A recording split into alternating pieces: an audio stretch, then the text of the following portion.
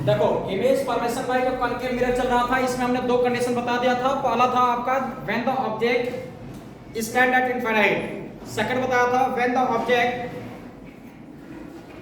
Stand between infinite and centre of curvature. हो गया था?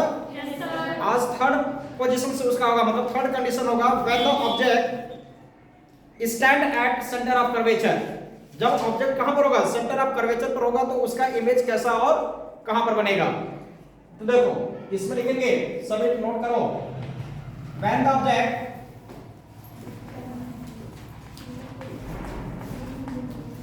Stand at centre of curvature, ये हम लोग image formation by concave mirror पढ़ रहे हैं। अवतल दर्पण द्वारा प्रतिबिंब का बनना, जिसमें आपका ये जो कंडीशन है कि जब वस्तु वक्रता केंद्र पर स्थित हो। वस्तु कहां पर स्थित है? वक्रता केंद्र पर। तो इस कंडीशन में उसका इमेज कैसा और कहां पर बनेगा? देखो सबसे पहले हम बनाएंगे कॉनकेव मिरर। बच्चे हिंदी में नोट करते रहो। जब वस्तु अनंत तथा वक्रता केंद्र जब वस्तु वक्रता केंद्र पर स्थित हो। कॉनकेव मिरर का एक्सटर्नल पार्ट जो होता है पेंटेड पार्ट होता है। क्या होता है? Painted part. इसका मिड पॉइंट, मिरर का मिड पॉइंट क्या कहलाएगा? पोल। और पोल से जो लाइन जा रही है सेंटर ऑफ कर्वेचर से होते हुए, ये क्या कहलाएगा? सेंटर ऑफ कर्वेचर हो गया। और ये हो गया फोकस, और ये हो गया पोल। जो सेंटर ऑफ कर्वेचर फोकस और पोल से होकर के जाएगी उसी को बोलेंगे प्रिंसिपल एक्सिस। क्या बोलते हैं? Principal axis. हिंदी में बोलते हैं मुख्य अक्ष। क्या बोला जाता है? मुख्य अक्ष। देखो अभी आपने कंडीशन क्या लिखा है? When the object stand at centre of curvature, मतलब जब वस्तु वक्रता केंद्र पर स्थित हो। जब वस्तु वक्रता केंद्र पर स्थित होगा, सपोज करिए ऑब्जेक्ट ए बी हो गया। क्या है ये ऑब्जेक्ट? A B. तो ऑब्जेक्ट के टॉप से चलने वाली रे ऑफ लाइट जो कि प्रिंसिपल एक्सिस के क्या है? ये पैरेलल। आफ्टर रिफ्लेक्शन ये कहां से पास करेगी? फोकस से। तो आफ्टर रिफ्लेक्शन ये फोकस से पास कर गई। एक दूसरी रे ऑफ लाइट इस ऑब्जेक्ट के सामने कौन सा पॉइंट आएगा? फोकस। कौन सा पॉइंट आएगा? फोकस। फोकस। तो एक दूसरी रे ऑफ लाइट हम लोग कहां से लेकर जाएंगे? फोकस से। जो आफ्टर रिफ्लेक्शन क्या हो जाएगा? प्रिंसिपल एक्सिस के पैरेलल। क्या करो, जो बच्चे इस क्लास को मिस किए होंगे उन लोगों को थोड़ा सा डिफिकल्ट लगेगा। अभी लग रहा है ये? क्यों लग रहा है? क्योंकि आपने लॉ ऑफ स्फेरिकल मिरर नहीं पढ़ा। जब वो नहीं आएगा तो आपको ये image formation by concave mirror या कन्वेक्स मिरर जो होगा थोड़ा सा डिफिकल्ट होगा। तो जब रिवीजन होगा तो फिर आपको समझ में आ जाएगा। या अगर ये आपका छूट गया हो तो आपके पास एक सुनहरा मौका और भी है, आप वीडियो में डायरेक्ट जाकर के देख भी सकते हो। वहां से आप नोट करना नहीं आएगा तो आप कभी भी किसी भी क्लास में अगर मैं पढ़ा रहा हूं आप आकर के पूछ भी सकते हो। बस हमारी है। तो देखो, तो जितने भी प्रिंसिपल एक्सिस के पैरेलल रे ऑफ लाइट जाते हैं तो आफ्टर रिफ्लेक्शन, देखो ये पैरेलल हो गया ना, इसके पैरेलल आपका ये आपका इंसिडेंट रे हो गई। तो या आपके पैरेलल क्या हो गया? तो ये प्रिंसिपल एक्सिस के बाद मतलब ये कहां? आफ्टर रिफ्लेक्शन कहां से जाएगी? फोकस से होकर के जाएगी। एक दूसरी रे ऑफ लाइट हम ऑब्जेक्ट के टॉप से ही लेकर जा रहे हैं। कहां से लेकर जा रहे हैं? उसके फोकस से। तो हमें पता है कि जितने भी फोकस से लाइट क्या होती है? इंसिडेंट होती है। रे जो इंसिडेंट होती है आफ्टर रिफ्लेक्शन क्या हो जाएगी? प्रिंसिपल एक्सिस के पैरेलल चली जाएगी। ये हो गया प्रिंसिपल एक्सिस के पैरेलल। तो यहां पर देखो इमेज फॉर्मेशन जो होगा थोड़ा सा हमने तो मॉक का बनाया नहीं है, थोड़ा बहुत ये आपका इधर उधर बन जा रहा है, बना ना। इसी को भी हम सीधा आपको बना कर दिखाते हैं।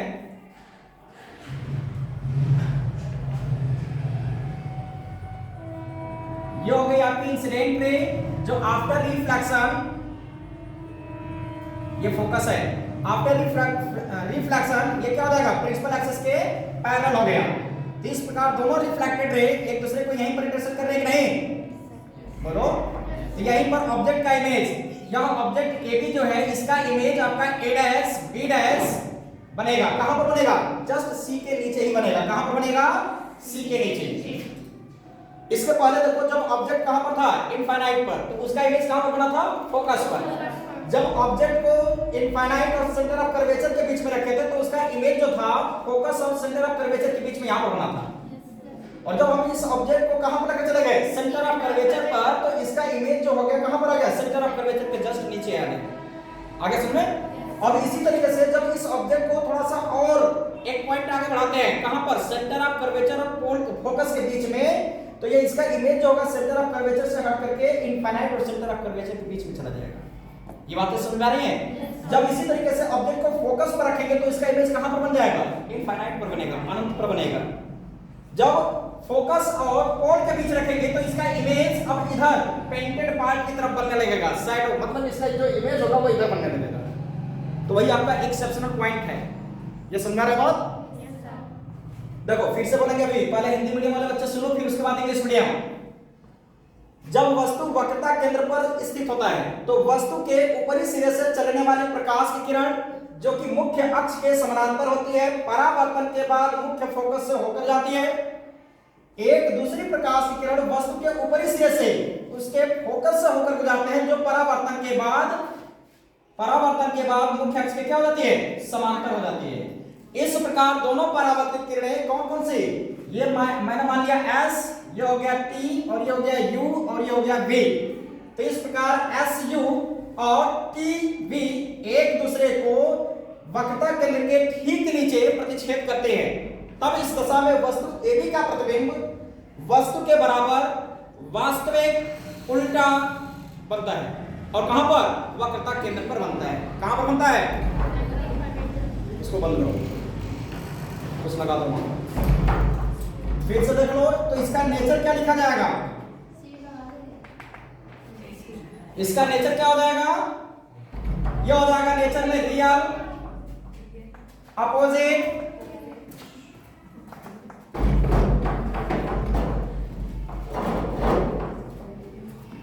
And same side of the object.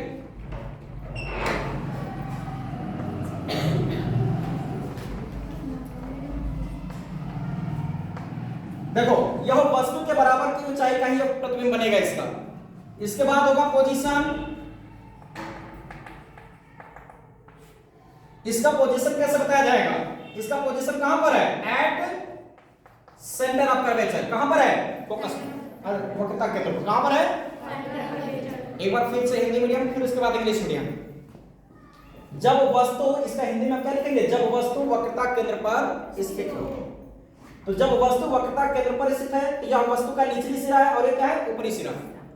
तो वस्तु के ऊपरी सिरे से चलने वाली प्रकाश की किरण जो कि मुख्य अक्ष के क्या है? समांतर है। परावर्तन के बाद कहां से जाएगी? मुख्य फोकस से होकर जाती है। एक दूसरी प्रकाश की किरण वस्तु के ऊपरी सिरे से ही, कहां से? वस्तु के ऊपरी सिरे से ही इसके फोकस से होकर गुजरते हैं, जो परावर्तन के बाद मुख्य अक्ष के क्या हो जाती है? समांतर हो जाती है। इस प्रकार दोनों परावर्तित किरणें, कौन? एक SU जो है और एक आपका कौन सा है? TV, एक दूसरे को ठीक वक्रता केंद्र के नीचे प्रतिच्छेद करते हैं। तब इस दशा में वस्तु AB का प्रतिबिंब वास्तविक उल्टा तथा वस्तु के बराबर ऊंचाई का बनता है। और कहां पर बनेगा? वक्रता केंद्र पर बनता है। समझा गया? इंग्लिश मीडियम बच्चे सुनो। When the object stand at center of curvature in front of concave mirror, then an incident ray goes from the top of the object which is parallel to the principal axis. Then after reflection it passes through the focus, and another ray also goes from the top of the object through focus. Then after reflection it will be parallel to the principal axis. Hence two reflected rays SU and TV intersect to each other at B dash, just downside of center of curvature. Hence the image of object AB, A dash, B dash, real, opposite and same side of the object. At position क्या बताएंगे? Center of curvature. एक बार फिर से बोले। When the object stand at center of curvature, then an incident ray goes from the top of the object which is parallel to the principal axis. इस figure में देखकर याद करो, which is parallel to the principal axis, and after reflection it passes through the focus, and another ray also goes from the top of the object through the focus. Then after reflection it will be parallel to the principal axis. Hence two reflected rays SU and TV intersect to each other at B dash. Then image of object A B, A dash B dash real opposite and same size of the object find out या get या obtained at point C. ये बात समझ आ गई? इसको जरा fast बोल रहे हैं। जब वस्तु देखो, जब वस्तु जो है आपका कहां पर है, सेंटर ऑफ कर्वेचर पर, तो उसका इमेज भी सेंटर ऑफ कर्वेचर के नीचे ही सेम साइज का बनेगा। आप देख रहे हो कि प्रिंसिपल एक्सिस ये हो गया ना, तो प्रिंसिपल एक्सिस के ऊपर ऑब्जेक्ट है और प्रिंसिपल एक्सिस के नीचे क्या है, इमेज है। उल्टा बना कि नहीं बना पहले? ठीक, ये आपका ऑब्जेक्ट हो गया, ये आपका इमेज हो गया, तो ये उल्टा बन गया। और हमें ऐसे भी पता है जितने भी रिफ्लेक्टेड पार्ट की तरफ इमेज बनेंगे सबके सब आपके रियल होंगे। कैसे होंगे? तो इसलिए जितने भी रियल इमेज होते हैं वो कैसे होते हैं? यहां पर साइज जो होती है वो डिपेंड करता है ऑब्जेक्ट के विजुअल एंगल के ऊपर। मैं बताऊंगा विजुअल एंगल होता क्या है जब मैं आपको पढ़ाऊंगा human eye and colourful world, मानव नेत्र तथा रंग बिरंगा संसार। ये 10th में भी है, 12th में भी है। तो वहां पर हिंदी में बोला जाता है दर्शन कोण और इंग्लिश में बोलते हैं विजुअल एंगल। थोड़ा सा मैं उसको यहां पर बता देता हूं। जैसे विजुअल एंगल होता क्या है, आप देखोगे किसी भी ऑब्जेक्ट को, जैसे मैं इसी को देख रहा हूं, ये जो ट्राइपोल है, तो यहां से देखेंगे तो इसका इमेज क्या है, मतलब इसका इमेज जो है छोटा बन रहा होगा। जैसे हम दूर मतलब बड़ा बन रहा होगा, जैसे हम दूर चले जाएंगे तो इसका इमेज और छोटा बनता चला जाएगा। अगर नहीं पता है तो आप देखो किसी पानी की टंकी को देखोगे बहुत ऊंचाई का, बड़ी वाली पानी की टंकी होता है ऐसा, तो वहां पर क्या होता है, अगर आप उसके नीचे चले जाओ, जितना ही आप उस बड़े वाले ऑब्जेक्ट्स के जस्ट नीचे रहोगे तो तुम्हें ऐसे देखना पड़ता है, वहां पर तुम्हारे आई पर जो एंगल बन रहा है, आंखों के पास जो एंगल बन रहा है वो आपका विजुअल एंगल हो गया। जब विजुअल एंगल का वैल्यू बढ़ जाएगा तो आपको इमेज जो होगा बड़ा बनेगा। दूर चले जाओ उसी पानी की टंकी को, अब तो वो उसकी हाइट तो कम हो नहीं रही है, सेम हाइट का है ना वो, लेकिन अगर आप दूर चले जाओ तो विजुअल एंगल छोटा बनेगा। आंखों के पास पर जो आपका एंगल जो बनेगा वो छोटा होगा, जिस वजह से वो आपको छोटा दिखाई देगा। बात समझ आ रही है? देखोगे किसी हाइट पर जब आप खड़े होते हो, मान लो 5 मंजिले पर आप खड़े हो, तो नीचे जब देखते हो तो व्यक्ति छोटे दिखाई देते हैं ड्यू टू विजुअल एंगल। किसके कारण? विजुअल एंगल कम बनता है आपके आंखों पर। दर्शन कोण का मान जो होता है हम लोग की जो आंखों पर बन रहा है, अगर कम होगा तो वस्तु छोटा दिखाई देगी। अगर विजुअल एंगल बड़ा बना, मतलब विजुअल एंगल का वैल्यू जब बड़ा होगा तो वह वस्तु हमें बहुत बड़ा दिखाई देगी। वो आएगा, मैं वहां पर बताऊंगा, यहां पर नहीं। ठीक है, थोड़ा सा आप समझ लिए, बहुत है। तो देखो पहले क्या था, जब इनफाइनाइट पर ऑब्जेक्ट था तो उसका इमेज पॉइंटेड बन रहा था कि नहीं? जब वस्तु कहां था, बहुत दूर था, तो उसका इमेज जो था पॉइंटेड बन रहा था, छोटा सा। देखते बताया गया था, फोकस पर बना था। जब हम उस ऑब्जेक्ट को मिरर की तरफ लेकर के आए और नजदीक जब लेकर के आए हैं तो क्या हुआ है कि उसका इमेज थोड़ा सा कुछ बड़ा बना था। ऑब्जेक्ट से छोटा ही था लेकिन थोड़ा सा बड़ा बना था। अब एक कंडीशन ऐसा हो गया, थर्ड कंडीशन में, जब सेंटर ऑफ कर्वेचर पर रखे हैं तो इसका इमेज भी सेंटर ऑफ कर्वेचर पर ही बना है, सेम पोजीशन पर बना है। इस कारण से ये आपका जो होगा इसके हाइट के बराबर होगा। बात समझ आ गई? क्योंकि इस मिरर से ये दोनों जो है सेम डिस्टेंस पर है, इस कारण से इमेज भी इनका सेम हाइट का होगा। जितना यह एंगल आपका विजुअल एंगल इस एंगल यहां पर बनाएगा, जैसे ये जितना यहां पर एंगल क्रिएट करेगा उतना ही ये भी आपका एंगल यहां पर क्रिएट करेगा, लॉ ऑफ रिफ्लेक्शन के अकॉर्डिंग। बताया गया कि नहीं? सपोज करो ये इंसिडेंट रे हो गया और ये क्या हो गया, रिफ्लेक्टेड रे। तो इंसिडेंट रे नॉर्मल के साथ जो एंगल बनाएगी उससे बोलते हैं इंसिडेंट एंगल, आपतन कोण हिंदी में। रिफ्लेक्टेड रे जो आपका नॉर्मल के साथ एंगल बनाएगी उससे बोलेंगे रिफ्लेक्टेड एंगल, परावर्तन कोण। तो आपतन कोण सदैव परावर्तन कोण के क्या होता है? तो इस कारण से ये वाला हाइट जो होगा इस हाइट के भी बराबर होगा। समझ रहा है? ये बहुत है, अभी बहुत आगे जैसे धीरे धीरे पढ़ाते जाएंगे आपको पूरा पता चल जाएगा क्यों सेम हाइट का बना है। ठीक है, तो ये समझ में आया है? एक बार हिंदी में फिर बोलेंगे, फिर एक बार इंग्लिश में बोलेंगे। जब वस्तु वक्रता केंद्र पर स्थित होता है, ध्यान से इसी में समझ लो, जब वस्तु वक्रता केंद्र पर स्थित होता है तो वस्तु के ऊपरी सिरे से चलने वाली प्रकाश की किरण जो कि मुख्य अक्ष के समानांतर होती है, परावर्तन के बाद मुख्य फोकस से होकर जाती है। एक दूसरी प्रकाश किरण वस्तु के ऊपरी सिरे से उसके फोकस से होकर गुजरते हैं जो परावर्तन के बाद मुख्य अक्ष के समानांतर हो जाती है। इस प्रकार दोनों परावर्तित किरणें SU तथा TV एक दूसरे को B' पर प्रतिच्छेद करते हैं। तब इस दशा में वस्तु AB का प्रतिबिंब A' B' वास्तविक उल्टा तथा वस्तु के बराबर ऊंचाई का बनता है। सुना क्या? इंग्लिश में देखो, when the object stand at center of curvature, then an incident ray goes from the top of the object which is parallel to the principal axis and after reflection it passes through the focus. ये कहां से आ रही है? Focus से. And another incident ray also goes from the top of the object through the focus, then after reflection it passes through the parallel to the principal axis.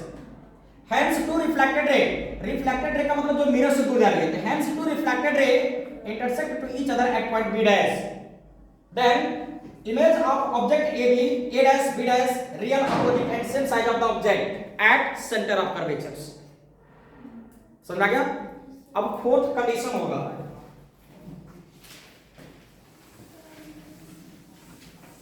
Fourth condition क्या है? अब centre of curvature से आगे और focus के बीच में रखेंगे. तो when the object stand between centre of curvature and focus, जब वस्तु वक्रता केंद्र और फोकस के बीच स्थित हो. हिंदी में क्या लिखेंगे? जब वस्तु वक्रता केंद्र और फोकस के बीच स्थित हो. तो देखो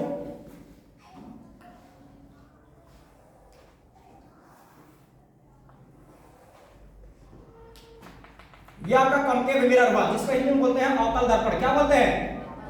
ये इसका क्या हो गया? पोल. क्या होगा ये? और यहां से पोल के साथ साथ अगर सेंटर ऑफ कर्वेचर से, ये हो गया सेंटर ऑफ कर्वेचर और ये हो गया इसके मिड पॉइंट जो होगा क्या होगा? फोकस. तो ऑब्जेक्ट को हम लोग कहां रख रहे हैं? सेंटर ऑफ कर्वेचर और फोकस के बीच में. कहां रखा गया है? सभी एक साथ बोलना. सेंटर ऑफ कर्वेचर और फोकस के बीच में ऑब्जेक्ट को हमने रखा है. कहां पर रखा है? सेंटर ऑफ कर्वेचर और फोकस के बीच में. इस ऑब्जेक्ट का नाम मैंने क्या दिया? AB. तो ऑब्जेक्ट के टॉप से देखो, हमेशा ऑब्जेक्ट के टॉप से एक रेज लेकर जाएंगे. ऑब्जेक्ट के टॉप से चलने वाली रे ऑफ लाइट जो कि प्रिंसिपल एक्सिस से क्या है? पैरेलल. तो जितने भी प्रिंसिपल एक्सिस के पैरेलल जाएंगे रेज, वो आफ्टर रिफ्लेक्शन कहां से जाएंगे? फोकस से. तो अब देखो इसके सामने फोकस ये हो गया, तो इसके फोकस से जा रही है. जा रही है? Yes sir. एक दूसरी रेज ऑफ लाइट, अब इस ऑब्जेक्ट के सामने पॉइंट कौन होगा? फोकस. तो एक दूसरी रेज ऑफ लाइट कहां से लेकर जाएंगे? फोकस से लेकर के जाते हैं. जो आफ्टर रिफ्लेक्शन, अब हमें यह भी पता है कि जितनी भी, क्योंकि लॉ ऑफ स्फेरिकल मिरर मैंने पहले ही बता दिया है, तो जितनी भी रेज जो होंगी फोकस से जाएंगे, तो आफ्टर रिफ्लेक्शन वो कैसे जाएंगी? प्रिंसिपल एक्सिस के पैरेलल. पास में है. Yes sir. तो अब ये यहां पर ऑब्जेक्ट आ गई, ये इंसिडेंट रे है, तो यहां से प्रिंसिपल एक्सिस के पैरेलल जा रही है. कहां जा रही है? पैरेलल. तो अब देखो इस प्रकार दोनों रिफ्लेक्टेड रे, ये वाली रिफ्लेक्टेड रे और ये वाली रिफ्लेक्टेड रे, ये वाली है ना, एक दूसरे को कहां पर इंटरसेक्ट कर रही है? Between infinite and centre of curvature. कहां पर? बिटवीन. ये देखो इधर इनफाइनाइट हो गया और ये हो गया सेंटर ऑफ कर्वेचर. तो ये हो गया इस ऑब्जेक्ट का image A dash B dash. कैसा बना? Real, opposite and greater than the object. इस वस्तु से यह बड़ा बना है कि नहीं बना है? Yes sir. दिख रहा है ये? Yes sir. सही बना है? फिर से सुनो, इसका नाम S रख दो, इसका नाम T, इसका नाम U और इसका नाम B. फिर से सुनना जो हम बता रहे हैं, ये यहीं पर याद हो जाएगा. जैसे आप क्लास 10th में देखोगे इसको, तो वहां पर आपको समझ में नहीं आया होगा, और ना जब तक समझाया नहीं जाएगा तो आएगा ही नहीं. आने को तो क्यों नहीं आएगा? है बहुत आसान चीज है ये, है कि नहीं? ऐसे बताया गया था क्या आपको? बोलो, यस सर. कितने लोगों को बताया गया था? जरा हाथ उठाओ जो अभी बता सकते हैं. इसके आगे बता सकते हो ना? ठीक. बाकी सब टाटा फिश. अपने स्कूल के तुम लोग नहीं बता सकते? ऐसा इंग्लिश में बोलकर बताओगे? हम क्या बोल रहे हैं भाई? हिंदी इंग्लिश दोनों बोल रहे हैं, क्योंकि आप सभी मिक्स बैठे हो. बैठे हो नहीं? हम क्या किताब से देखकर पढ़ा रहे हैं क्या आपको? तो फिर देखो, इसमें जब वस्तु वक्रता केंद्र और फोकस के बीच स्थित होता है, कहां पर है? तो वस्तु के ऊपरी सिरे से चलने वाले प्रकाश की किरण जो कि मुख्य अक्ष के क्या है? परावर्तन के बाद, सभी बोलो, परावर्तन के बाद कहां से आएगी? फोकस से. एक दूसरी प्रकाश की किरण वस्तु के ऊपरी सिरे से लेकर जाते हैं. कहां से? वस्तु के ऊपरी सिरे से फोकस से होकर लेकर जाते हैं, जो परावर्तन के बाद क्या हो जाती है? मुख्य अक्ष के समांतर हो जाती है, पैरेलल हो जाती है. इस प्रकार दोनों परावर्तित किरण किसे कहते हैं? जो मिरर से रिफ्लेक्ट होकर के या मिरर से आफ्टर कोलाइड्स वह मिरर से दूर जाने लगे तो रिफ्लेक्टेड रे होगा. बस वही ना. अगर यही मिरर के पीछे जाने लगे तो रिफ्रैक्शन होने लगेगा। क्या होने लगेगा? रिफ्रैक्शन। और मिरर के पीछे कभी जाता नहीं है। क्यों? मिरर हम उसी को बोलते हैं क्योंकि उसके पीछे आपका लेड ऑक्साइड पेंट किया गया होता है, पेंटेड पार्ट होता है, तो उसके पीछे जा ही नहीं सकता। ये बातें समझ रही है? तो देखो, जब वस्तु वक्रता केंद्र फोकस के बीच स्थित होता है तो वस्तु के ऊपरी सिरे से चलने वाली प्रकाश की किरण जो कि मुख्य अक्ष के समानांतर होती है, परावर्तन के बाद मुख्य फोकस से होकर जाती है। कहां से जा रही है? एक दूसरी प्रकाश की किरण वस्तु के ऊपरी सिरे से ही इसके फोकस से होकर गुजरते हैं जो परावर्तन के बाद मुख्य अक्ष के समानांतर हो जाती है। इस प्रकार दोनों परावर्तित किरणें SU एवं TV एक दूसरे को B' पर प्रतिच्छेद करती हैं जो अनंत तथा वक्रता केंद्र के बीच स्थित है, जो अनंत तथा वक्रता केंद्र के बीच स्थित है। इस प्रकार वस्तु AB का प्रतिबिंब A' B' वास्तविक, उल्टा तथा वस्तु से बड़ा बनता है। आगे सुन में इंग्लिश मीडियम वाले बच्चे सुन लो। When the object stand between center of curvature and focus, then an incident ray goes from the top of the object which is parallel to the principal axis. After reflection, it passes through the focus, and another rays also goes from the top of the object through the focus which is parallel after reflection. क्या बोलेंगे? Which is parallel after reflection of the principal axis. Hence, two reflected rays SU and TV intersect to each other at point B dash, which is laid down between infinite and center of curvature. Hence, the image of object AB, A dash, B dash, real, opposite and greater than the object, या taller than object, वस्तु से बड़ा। ठीक है? तो यहां पर nature में क्या लिखेंगे? Real, opposite and greater than object या taller than object।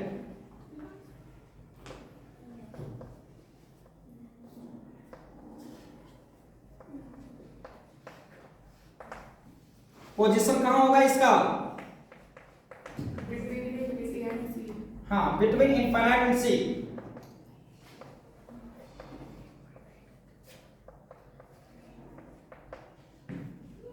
समझ आया? अब आपका लास्ट नहीं है, अभी 2 कंडीशन और बचे हैं। हमने 4 कंडीशंस आपको बता दिए। पहला मैंने बताया था जब ऑब्जेक्ट कहां पर हो? इनफाइनाइट पर। तो इस कंडीशन में उसका इमेज कहां पर बना था?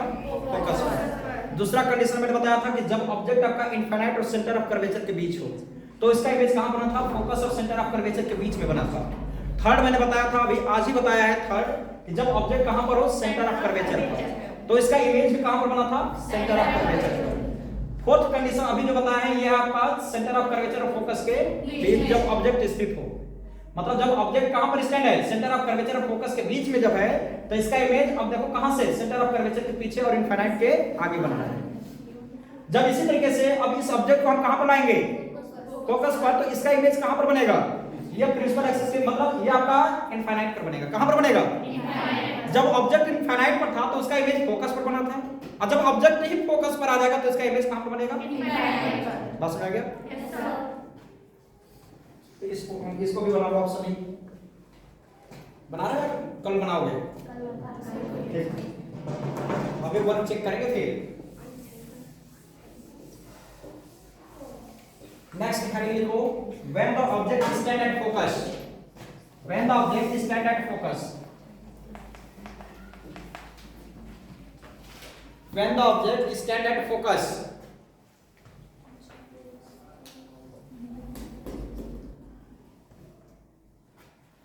आप सभी घर पर बनाए हो? सही से बन गया था इमेज? हेलो, बिना स्केल और कंपास का यूज किए तुम लोग बढ़िया से बना लिए क्या? बहुत बढ़िया, बड़े कलाकार निकले।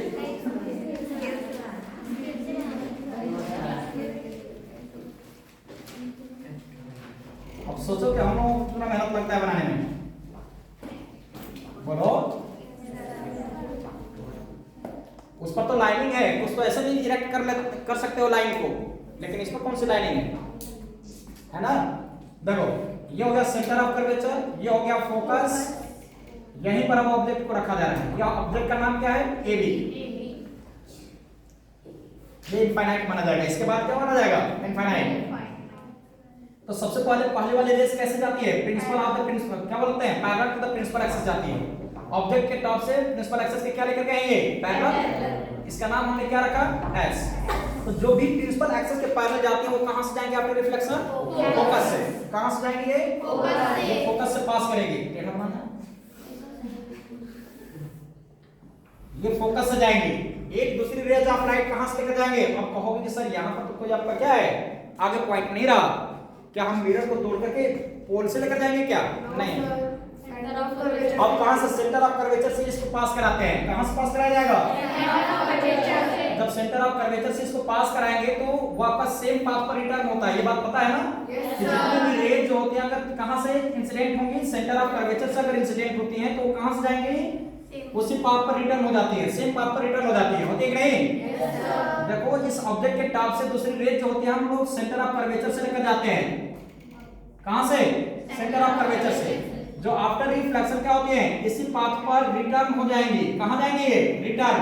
देखोगे आप कि इधर डिस्टेंस जो है अधिक है और इधर डिस्टेंस दोनों पैरेलल लाइनों के बीच में पैरेलल लाइन नहीं बनेंगे, रिफ्लेक्टेड लाइन के बीच में क्या हो रहा है? कम होता जा रहा है। तो एक कंडीशन ऐसा आएगा कहीं न कहीं आपस में क्या हो जाएंगे? मिल जाएंगे। तो हमने आपको इमेज के लिए बताया था कि जहां पर दो रिफ्लेक्टेड रे या दो रिफ्रैक्टेड रे आपस में इंटरसेक्ट करती हैं तो उस इंटरसेक्शन पॉइंट पर प्राप्त जो आपका शैडो होता है वही इमेज कहलाता है। यही बताया गया था। तो अब देखो ये दोनों कहां पर लगभग मिल जाएंगे? इनफाइनाइट पर। आप सभी इतना ही करके दिखाकर छोड़ दोगे, लेकिन देखो इनके बीच का डिस्टेंस कम हो रहा है कि नहीं हो रहा है? हो रहा है। अब इसको देखो इधर जितना ही इधर आगे की तरफ बढ़ते जाएंगे तो इनके बीच का डिस्टेंस क्या होता जाएगा? बढ़ता जाएगा। जब ये दोनों आपस में क्या करेंगे? इंटरसेक्ट करेंगे नहीं तो इमेज कैसे बन सकता है? नहीं बन सकता। तो इस कारण से जब हम इनको पीछे की मतलब इधर बढ़ा रहे हैं तो ये कहीं ना कहीं इनफाइनाइट पर मिल जाएंगे। इनफाइनाइट तो इसी के बाद शुरू हो गया ना ये, इसके बाद अनंत माना जाता है। बताया था कि नहीं? जहां पर प्रिंसिपल एक्सिस समाप्त हो रहा है उसके बाद क्या माना जाएगा? तो आपका ये इनफाइनाइट पर मिल जाएंगे। ये बात सुना गई? आ रही बात समझ में? सभी को समझ में? जैसे देखो सपोज करो ये यहीं पर इंटरसेक्ट कर दिए, सब यहीं पर कहीं इंटरसेक्ट कर दिए, इधर ही टेढ़ा आया नहीं। तो अब देखो इसका इमेज यहां पर मान लीजिए प्रिंसिपल एक्सिस इधर तक आ गया। यहां पर देखो कितना बड़ा बन रहा है? ह्यूज लार्जर जिसको बोलते हैं, क्या बोलते हैं? या हैवी लार्जर बोलते हैं। क्या बोलते हैं? डालेस्ट भी बोल सकते हैं। क्या बोलेंगे? डालेस्ट का मतलब हो गया सुपरलेटिव डिग्री। एक होता है कंपैरेटिव डिग्री, एक होता है पॉजिटिव, दूसरा होता है कंपैरेटिव, तीसरा क्या होता है? सुपरलेटिव। तो सुपरलेटिव का मतलब सबसे बड़ा, सुपर सबसे ऊपर, हुआ कि नहीं? तो इसी तरीके से देखो इस ऑब्जेक्ट AB का जो इमेज होगा यहाँ पर A डैश B डैश बनेगा जो कि आपका real opposite and greater than, greater क्या बोलोगे? ग्रेटेस्ट देन ऑब्जेक्ट बोलोगे, या डायरेक्ट कह सकते हो हैवी लार्जर। क्या बोलोगे? या ह्यूज लार्जर। बात सुना गया? फिर से सुन लो। वैन द मतलब जब वस्तु, हिंदी में, जब वस्तु फोकस पर स्थित होता है तो वस्तु के ऊपरी सिरे से चलने वाली प्रकाश की किरण जो कि मुख्य अक्ष के समानांतर होती है परावर्तन के बाद मुख्य फोकस से बोलो एक दूसरी रेज ऑफ लाइट, एक दूसरी प्रकाश की किरण जो होती है वस्तु के ऊपरी सिरे से उसके वक्रता केंद्र से होकर गुजरते हैं जो परावर्तन के बाद पुनः इसी मार्ग में वापस लौट आती है। इस प्रकार दोनों परावर्तित किरणें, ये तो दोनों रिफ्लेक्टेड रे है, एक दूसरे को इनफाइनाइट अनंत पर इंटरसेक्ट करती हैं, प्रतिच्छेद करती हैं। तब इस दशा में वस्तु AB का प्रतिबिंब A डैश B डैश बनता है जो आपका कैसा होता है? वास्तविक उल्टा तथा वस्तु से बहुत बड़ा होता है। बस में रहा है? वास्तविक उल्टा तथा वस्तु से बहुत बड़ा है। इसको कैसे नोट करेंगे जरा उसको एक बार सुन लेना। जैसे बोल रहे हैं एकदम वैसे ही नोट करना होगा।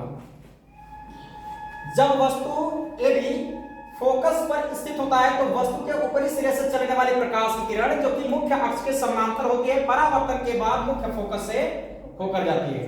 एक दूसरी प्रकाश की किरण वस्तु के ऊपरी सिरे से ही उसके वक्रता केंद्र से होकर गुजरते हैं जो परावर्तन के बाद पुनः इसी मार्ग में वापस लौट जाती है। इस प्रकार दोनों परावर्तित किरणें एक दूसरे को अनंत पर B डैश पर प्रतिच्छेद करती हैं। तब इस दशा में वस्तु AB का प्रतिबिंब अनंत पर A डैश B डैश वास्तविक उल्टा तथा वस्तु से बहुत बड़ा बनता है। ये समझ आ गया? यही एकदम आपको लिखना होगा। फिर उसके बाद फिगर बनाओगे, फिर उसके बाद यहाँ पर नेचर और पोजीशन लेकर के काम खत्म करोगे। आ गया? इंग्लिश मीडियम वाले बच्चे सुनो भाई। When the object stand at infinite, sorry, when the object stand at focus, when the object stand at focus, that an incident ray goes from the top of the object which is parallel to the principal axis and after reflection it passes through the focus. अरे बस सुनो। Yes, sir. And another incident ray goes from the top of object through the center of curvature, then after reflection it's return on the same path. Hence, two reflected rays intersect to each other at point B dash at infinite. Okay, समझ में आ गया? Yes, sir. Then image of object AB, A dash, B dash, real, opposite and huge larger या heavenly larger. समझ में आ गया? तो nature और position आप सभी इसके बाद लिखोगे। फिर नेचर में क्या लिखेंगे? रियल, कमा, अपोजिट या इनवर्स भी लिख सकते हो या inverted, and huge larger. Position में क्या लिखोगे भाई? Eight infinite. आगे सुन लें। Yes, sir. अब एक लास्ट टॉपिक बचा है जो image formation by concave mirror का लास्ट होगा, और वही उसी को एक्सेप्शनल बोला जाता है। क्योंकि अभी तक आपने 5 कंडीशंस पढ़े हैं, और 5 कंडीशंस में आपने यही ऑब्जर्व किया होगा कि इमेज जो है हमेशा रियल और अपोजिट बना है। कैसा बना है? Real and opposite. अब एक कंडीशन आप ऐसा पढ़ोगे जिसमें वर्चुअल और इरेक्ट बनेगा, जो कि मैंने पहले ही आपको बता रखा था। 6 कंडीशन बताएंगे, 6 कंडीशन में से 5 कंडीशन में आपको रियल एंड अपोजिट आपके इमेज मिल गए। Yes, sir. अब जो बताएंगे आपका जो लास्ट कंडीशन होगा, इस कंडीशन में ऑब्जेक्ट का इमेज जो होता है वर्चुअल और इरेक्ट बनेगा और ग्रेटर देन द ऑब्जेक्ट होगा, और बिहाइंड द मिरर होता है। वर्चुअल इमेज कहां फाइंड होता है? मैंने पहले ही बता रखा था, पेंटेड पार्ट की तरफ। रिफ्लेक्टेड पार्ट की तरफ अगर फाइंड आउट होगा तो कैसा होगा? Real and opposite. ये बात समझ आ रही है सभी को?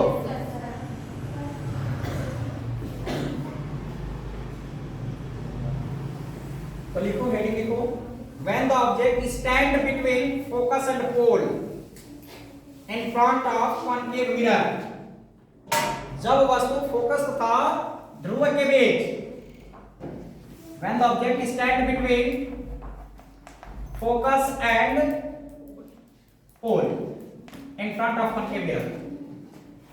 बात समझ आ रही है सभी को? Yes, sir. देखो इसका इमेज बना रहे हैं।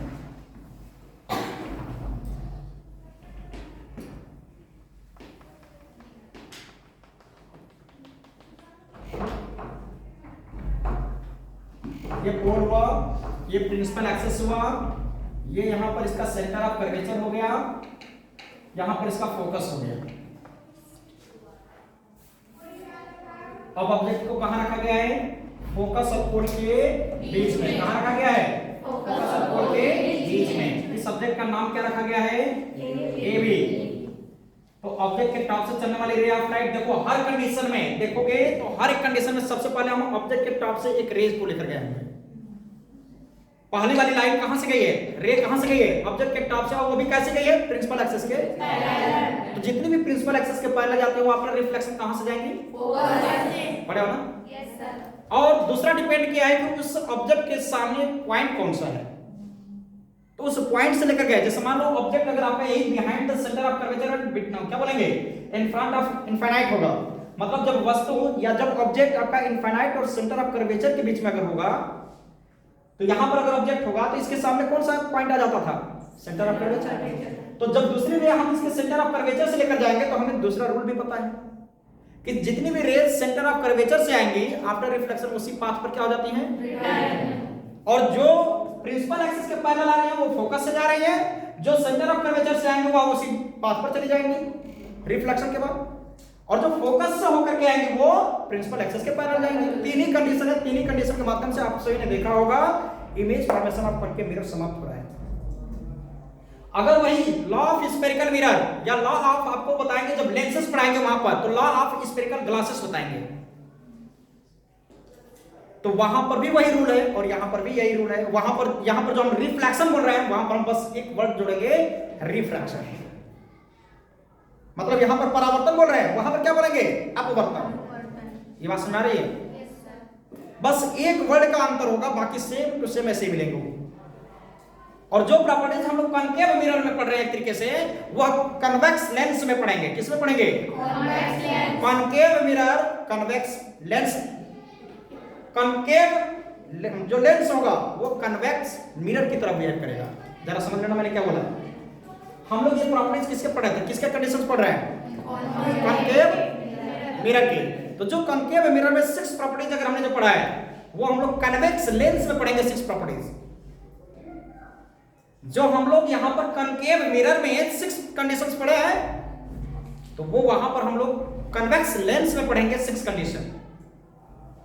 और जो यहां पर हम लोग सेकंड कंडीशन इसमें जो पढ़ेंगे मिरर वाले में, कौन सा?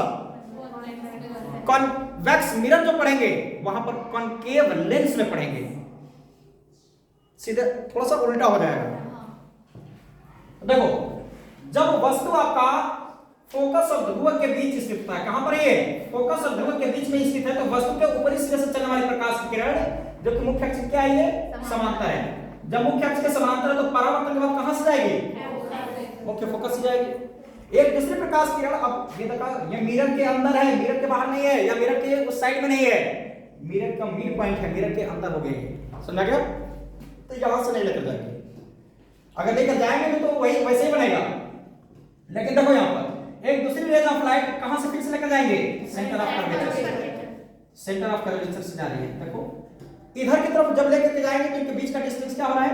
बढ़ता जा रहा है। अब आगे की तरफ जब बढ़ा देते हैं तो क्या जाएंगे? कहीं ना कहीं एक दूसरे को इंटरसेक्ट कर देंगे। कहां करेंगे? Behind the mirror. कर रहे हैं कि नहीं? Yes sir. इधर देखो, अगर इसको हम बढ़ाते जाएंगे तो क्या ये कहीं पर इंटरसेक्ट करेंगे क्या? नहीं सर। जब इंटरसेक्ट नहीं करेंगे तो इमेज इधर बनेगा ही नहीं ना बना। तो इसको हम क्या करेंगे? इसको सपोज करें कि आगे की तरफ बढ़ाने पर ये कहीं ना कहीं मिरर के पीछे इंटरसेक्ट कर लेंगे। तो जब मिरर के पीछे इंटरसेक्ट कर रहे हैं तो आपका लगभग सपोज करो यहीं पर इंटरसेक्ट करने के, यहीं पर ऑब्जेक्ट का इमेज, ऑब्जेक्ट AB का इमेज आपका B डैश A डैश बन गया। आया समझ में? फिर से बोले, देखो जब वस्तु फोकस तथा ध्रुवक के बीच स्थित होता है, जब वस्तु AB फोकस तथा ध्रुवक के बीच स्थित होता है, तो वस्तु के ऊपरी सिरे से चलने वाले प्रकाश की किरण, जो कि मुख्य अक्ष के क्या है, ये समांतर है, ये परावर्तन के बाद मुख्य फोकस से होकर के जाती है। एक दूसरी प्रकाश की किरण वस्तु के ऊपरी सिरे से ही इसके वक्रता केंद्र से होकर गुजरते हैं, जो परावर्तन के बाद पुनः इसी मार्ग में वापस लौट जाती है। इस प्रकार दोनों परावर्तित किरणों को आगे की ओर बढ़ाने पर ये कभी एक दूसरे को प्रतिच्छेद नहीं करती हैं, क्योंकि इनके बीच का दूरी लगातार बढ़ती जाती है। इस कारण से इन दोनों परावर्तित किरणों को आगे की ओर पीछे की ओर बढ़ा देते हैं। कहां पर बढ़ाएंगे? पीछे की ओर बढ़ा देते हैं, जिससे वह दर्पण के पीछे A डैश B डैश पर B डैश पर प्रतिच्छेद करते हैं। तब इस दशा में वस्तु AB का प्रतिबिंब A डैश B डैश वास्तविक नहीं बोलेंगे, आभासी बोलेंगे। क्या बोलेंगे? आभासी और सीधा। देखो ये भी प्रिंसिपल एक्सिस के ऊपर है, ये भी प्रिंसिपल एक्सिस के ऊपर है। इसके पहले आपका प्रिंसिपल एक्सिस के नीचे बन रहा था इमेज, बन रहा था नहीं? लेकिन अब क्या बन रहा है? प्रिंसिपल एक्सिस के ऊपर बन रहा है। बन रहा है? अब देख लो, तो इसका नेचर क्या लिखा जाएगा? यही है last condition, virtual, erect and greater than object. वस्तु से बड़ा। आया समझ में? पोजीशन क्या लिखेंगे? Behind the mirror.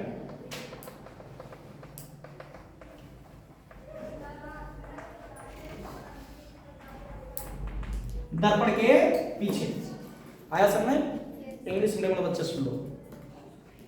When the object stand between focus and pole, when the object stand between focus and pole, then an incident ray goes from the top of the object which is parallel to the principal axis, and after reflection it passes through the focus. सुन रहे हैं? And another incident ray also goes from the top of the object through the center of curvature, then it's return on the same path after reflection. If we increase ahead of the reflected ray, then it's never intersect to each other. Then we can increased, then we can increase both reflected ray behind the mirror, then it intersect to each other at point B dash. Hence, object of every image formed A dash B dash, virtual, erect and behind the mirror. समझा? Note कर लो, यही आपके last condition थे। दो condition मैं बताऊंगा convex mirror में, जो कि आपको कल का टॉपिक होगा और आज का टॉपिक यही पर समाप्त होगा। ये सभी आप सभी जितने भी यहाँ पर पढ़ रहे हो, सभी लोग आपस में एक अलग से, मतलब सभी लोग अपना अपना एक अलग से कॉपी बनाना, मैंने पहले बता रखा है, उसमें आप नोट करके वर्क मुझे दिखाओगे, ठीक? क्योंकि आप क्या यहाँ पर पढ़े हो, क्या आपने सीखा, कहाँ पर आपको समझ में नहीं आया, इन्हीं सबों के लिए आपको एक्स्ट्रा क्लास में दिया जा रहा है। सर बात समझ रही है? ठीक, नोट करो।